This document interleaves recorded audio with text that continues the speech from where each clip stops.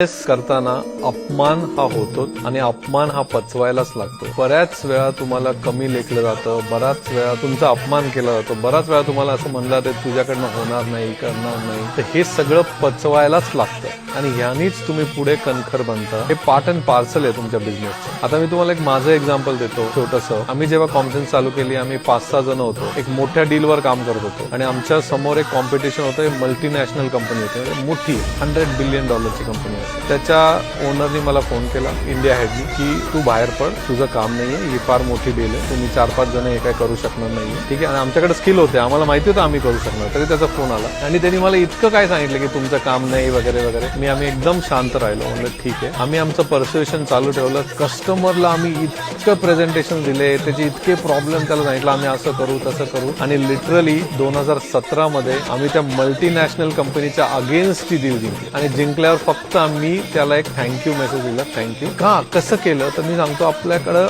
एक मोठं उदाहरण आहे महाराजांचं. महाराज जेव्हा तिथे दिल्ली दरबारात गेले, त्यांचा तिथं फार मोठा अपमान झाला, राईट. ते तिथून निघून गेले, पण निघून जाऊन त्यांनी ते मागे येऊन अजून मोठं स्वराज्य वाढवून दाखवलं. हेच आपल्या सरकारनं करायचंय. अपमान पचवायचा आहे आणि त्याचं उत्तर आपला बिझनेस ग्रो करून दाखवायचं.